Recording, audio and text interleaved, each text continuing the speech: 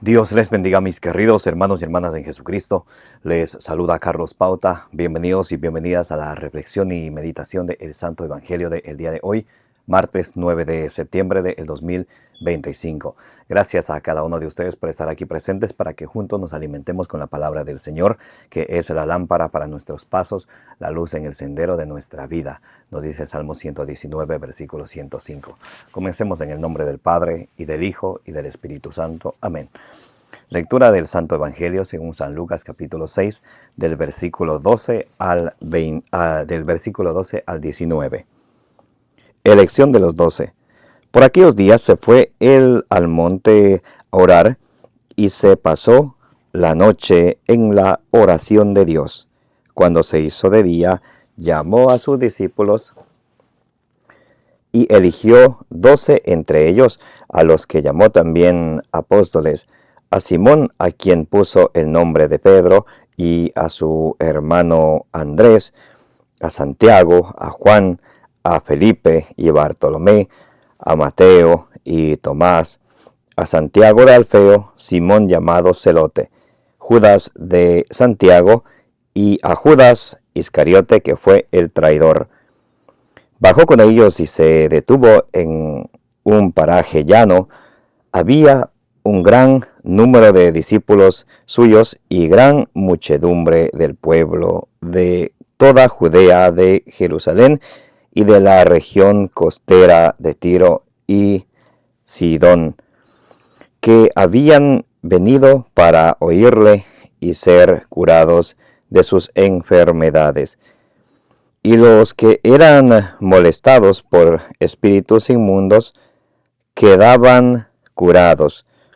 Toda la gente procuraba tocarle porque salía de él una fuerza que sanaba a todos. Palabra del Señor. Gloria a ti, Señor Jesús. Mis queridos hermanos y hermanas, vamos a pedirle juntos al Espíritu Santo que nos dé la sabiduría, la inteligencia, la prudencia, como nos dice allá en el libro de los Proverbios, capítulo 2, del versículo 1 al 5, para que ustedes y yo entendamos la palabra de Dios y que la hagamos vida en nosotros, que perseverando en ella demos mucho fruto, como dice en San Lucas capítulo 8, versículo 15. Oremos juntos. Santo y divino Espíritu de Dios, destruye en mí toda pereza espiritual, toda indiferencia, toda tiniebla de confusión, toda distracción. Lléname plenamente de tu luz, de tu sabiduría, de tu conocimiento, de tu ciencia, de tu inteligencia, para que al alimentarme de tu palabra no sea sordo a tu voz, sino que recibiéndola con humildad, persevere en ella, dé mucho fruto y alcance la salvación.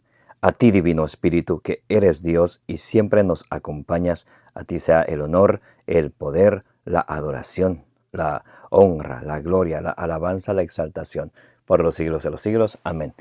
En el nombre del Padre, y del Hijo, y del Espíritu Santo. Mis queridos hermanos y hermanas, hoy estamos leyendo San Lucas capítulo 6, del versículo 12 al 19. Jesús, antes de elegir a sus 12 apóstoles, Él se pone en oración y nos enseña a nosotros que la oración ha de ir siempre acompañada de nuestra acción, ha de ir siempre acompañada de la palabra de Dios. Si nos dedicamos solamente a la oración y dejamos la palabra de Dios a un lado o viceversa, no estamos haciendo lo necesario que debemos de hacer. Debemos de orar, debemos de alimentarnos de la palabra de Dios, de orar y de tomar acción al respecto de lo que de aquello que Dios nos está llamando a cada uno de nosotros. Por allá en Primera de Tesalonicenses 5:17 dice, oren constantemente, oren en todo tiempo. Nos dice también Efesios 6:18, tenemos que orar nosotros por nosotros mismos y por los demás. Siempre presenten a Dios sus oraciones con acción de gracia. Nos dice San Pablo en Colosenses capítulo 4, versículo 2. Cuán importante es la oración, mis amados hermanos y hermanas, porque cuando oramos, Dios nos escucha. Cuando leemos la palabra de Dios, Él nos habla. Mis queridos hermanos y hermanas, también vemos como de sus discípulos, Él elige a 12 apóstoles. 12 es un número simbólico. Los 12 simboliza la totalidad. 12 simboliza las 12 tribus de Israel. Entonces, la nueva congregación de personas, la iglesia que Jesucristo está fundando, es como el nuevo Israel. Entonces, muy importante, podemos darnos cuenta fácilmente que él llama a 12 de sus apóstoles. Podríamos pensar, pero luego Judas le traicionó, quedaron 11. No, Hechos 1:26 dice que por el discurso de San Pedro, que inicia en Hechos capítulo 1, versículo 15 en adelante, en lo referente a Judas, y piden a Dios para que elija a alguien que tome ese lugar, y eligen a Matías. Hechos capítulo 1, versículo 26. Entonces es Matías quien reemplaza a Judas Iscariote. Entonces siempre son 12.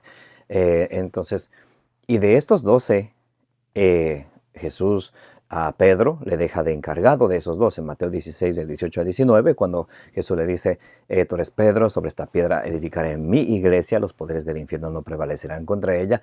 A ti, hablando a Pedro, a Kefas, a ti te daré las llaves del reino de los cielos. Lo que desates en la tierra quedará desatado en el cielo, lo que ates en la tierra quedará atado en el cielo.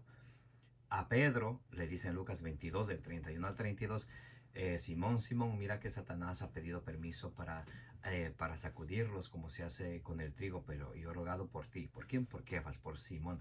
Cuando tú vuelvas, fortalece a tus hermanos. También en San Juan capítulo 21, versículos del 15 al 17, Jesús le dice a Pedro, a Simón, a Kefas, me amas más que estos, apacienta mis corderos, refiriéndose a los 11 apóstoles. Y luego le dice, apacienta mis ovejas en 2 ocasiones. San Juan capítulo 21, del versículo 15 al 17, Jesús le encarga a Pedro de sus corderos y de sus ovejas, quiere decir de todo el rebaño. Entonces, prefigurado en el Antiguo Testamento, Isaías capítulo 22, del versículo 20 al 22, también dice como el rey dejaba al mayordomo, le entregaba las llaves, y lo que él atara estaba atado, lo que él desataba nadie también lo podía abrir. Lo mismo que Jesús hace con Jesús es el rey, deja a su representante, a su pastor visible de la iglesia, a Pedro. Entonces Pedro, acompañado por los 12 apóstoles, tiene 3 encargos del Señor, digámoslo así, de enseñar, de gobernar y de santificar a la iglesia. Esos son los encargos de los apóstoles. Pueden ustedes leerlo en el Catecismo de la Iglesia Católica, numeral del 888 al numeral 896, donde les explica de estas 3 características de los apóstoles, que tienen que enseñar, gobernar y santificar al pueblo de Dios. Ahora, ¿qué sucedió cuando los apóstoles murieron? ¿Ahí se acabó? No. De hecho, cuando los apóstoles, aún cuando ellos existían, los 12 apóstoles que Jesús eligió, cuando ellos existían, ya había sucesión apostólica. Podemos ver en Hechos capítulo 13, del versículo 2 al 3, a San Pablo le imponen las manos a los discípulos de nuestro Señor Jesucristo. Él recibe el Espíritu Santo y se va a predicar.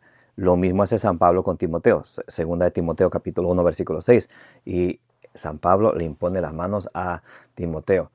Y San Pablo también encarga hacer eso a Timoteo, segunda de Timoteo capítulo 2, versículo 2. Cuanto me has visto hacer a mí, cuanto has aprendido de mí, hacerlo con otros hombres que sean capaces de enseñar a otros. Entonces está claramente la sucesión apostólica, mis queridos hermanos y hermanas. Filipenses 4:9, podemos ver 1 Timoteo capítulo 4, versículo 14, donde nos habla acerca de la sucesión apostólica. Entonces, ¿cómo sabemos que la Iglesia Católica es la Iglesia de Cristo? Por la historia, por la Biblia y por la sucesión apostólica. Desde Pedro hasta el Papa León XIV ha habido 267 papas sin interrupción. Entonces, cosa que las sectas fundamentalistas que vienen desde Martín Lutero en adelante, las iglesias históricas y luego las sectas, pero los no tienen. Una vez yo debatía con una pentecostal, un pastor pentecostal, y le preguntaba, ¿tu iglesia dónde estaba en el año 1800? No sé, me decía así, tan fresco, no sé, y realmente no sabe que no tiene. Entonces, bueno, Jesús elige a sus apóstoles de entre sus discípulos, y a sus discípulos elige de entre la muchedumbre. Entonces, muy importante, Jesús elige a sus 12 apóstoles. Y un detalle más que quiero recalcar, muchos dicen, es que la iglesia de Cristo es invisible porque es algo espiritual. Es espiritual porque es guiada por el Espíritu Santo, que Jesús prometió, Juan 14, 16 a 17. 17, Juan 14, 26, Juan 15, 26, Juan 16, 13. Jesús prometió al Paráclito, Hechos 1, 8, que vino en Pentecostés, es Hechos 2 del 1 al 4. Entonces, es espiritual porque es dirigida por el Espíritu Santo. Es santa, ¿por qué? No porque sus miembros sean santos, no, es porque Jesús es santo. De hecho, hablando de su iglesia, Jesús dijo en una parábola, Mateo capítulo 13, del versículo 24 al 30, hablando de trigo y la cizaña, nos muestra cómo algunos miembros son buenos, otros miembros son malos, los cuales todos seremos juzgados según nuestras acciones. Nos dice Mateo capítulo 25, del versículo 31 al 46. Entonces, es santa porque Cristo es santo, es espiritual porque es dirigida por el Espíritu Santo, pero también es corporal. Por ejemplo, San Pablo dice en en Efesios capítulo 4, versículo 4, un solo cuerpo, un solo espíritu. El cuerpo es visible, el espíritu es invisible. Y podemos también mirar a través de la elección de Jesús, de sus apóstoles, no eran entidades espirituales que no se podían ver. Conocemos el nombre de ellos, conocemos a cada uno de ellos por su nombre, Santiago, a Mateo, a Judas Tadeo, conocemos el nombre de ellos, entonces se conoce. La iglesia, esta iglesia viene del latín iglesia, que significa una congregación. Nosotros nos hacemos miembros de la iglesia una vez que nos bautizamos. Pasamos a ser miembros de la iglesia de Cristo, convirtiéndonos en sacerdotes, profetas y reyes, que estamos llamados a conocer la fe, a celebrarla y a vivirla, como dice 1 Corintios capítulo 12, versículo 13. Qué hermoso es esto, mis hermanos y hermanas. Es realmente una bendición, una belleza de alimentarnos de la palabra del Señor y conocer nuestra fe para ser católicos, no de tradición de hombres, con T minúscula. Tradición, la sagrada tradición es con T mayúscula, la palabra de Dios. Tradición con T de hombres. Con T de minúscula es tradición de hombres. No seamos cristianos de tradición de hombres, sino de convicción, porque sabemos qué es lo que enseña la iglesia, qué es lo que enseña la Sagrada Escritura, qué es lo que nos dice la historia acerca de la iglesia de nuestro Señor Jesucristo. Entonces, la iglesia es visible, es invisible. Cuatro datos de la iglesia es una. ¿Por qué? Jesús fundó una iglesia. San Mateo 16, 18. Tú eres Pedro, sobre esta piedra edificaré mi iglesia. Una sola. Una es santa porque quien la fundó es santo. Es católica porque viene de la palabra catolón en griego, que es el todo, universal. Es católica y apostólica porque tiene la sucesión apostólica. Hay una sucesión interrumpida de los apóstoles desde el tiempo de Jesucristo hasta los obispos actuales, que son sucesores de los apóstoles, y los presbíteros o sacerdotes, que son los ayudantes de los obispos. Muy importante, mis queridos hermanos, que eso tengamos en cuenta y nunca nos dejemos confundir de los hermanos separados de las sectas proselitistas acerca de esto. Una cosa es fácil, que ellos dicen esto y aquello. No son capaces de fundamentar ni con la Biblia ni con la historia aquello que afirman. Entonces, muy importante. Y para terminar, dice la palabra de Dios, bajó con ellos y se detuvo en un paraje llano. Había un gran número de discípulos de Judea, de Jerusalén y de la región costera de Tiro y Sidón, que habían venido para oírle y ser curados de sus enfermedades. Y los que eran molestados por espíritus inmundos quedaban curados. Toda la gente procuraba tocarle porque salía de él una fuerza que sanaba a todos. Al ustedes y yo estar en contacto con el Señor, a estar unidos con Él, el Señor nos da su gracia, el Señor nos santifica, el Señor nos cura espiritual y corporalmente según sea su santa voluntad y también según nuestra fe en Él, porque no podemos nosotros pedirle algo que nos cure y no tener fe a la vez. Nuestra fe ha de ir, nuestra oración ha de ir seguida con nuestra fe, decía en Marcos 11:24 el Señor Jesucristo. Todo aquello que pidan, crean que ya lo han recibido y lo obtendrán.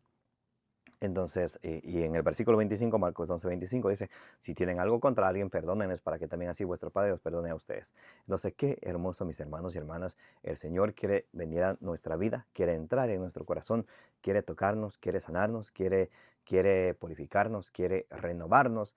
Y hoy, a través de Él elegir a sus apóstoles, y enseñarnos a través de enseñarnos acerca de la sucesión apostólica, mostrarnos como este río de agua viva que viene desde Jesucristo y sus apóstoles hasta los obispos y sacerdotes actuales que son sucesores de los apóstoles, nos enseñan a nosotros y nos dan la seguridad que estamos en la una y única iglesia fundada por nuestro Señor Jesucristo. Que el Señor nos bendiga y nos proteja, que la gracia de nuestro Señor Jesucristo esté en cada uno de vuestros corazones. Los amo en el amor de Jesucristo, como dice 1 Corintios capítulo 16, del versículo 23 al 24. Que la bienaventurada siempre Virgen María interceda por cada uno de ustedes, de vuestras familias y de vuestros seres queridos y del mundo entero. Me llamo Carlos Pauta. Les invito a que le den suscribir a este su canal de evangelización. Denle me gusta, denle compartir para que la palabra de Dios llegue a más personas. Como dice en Números 6:24, que el Señor te bendiga y te proteja.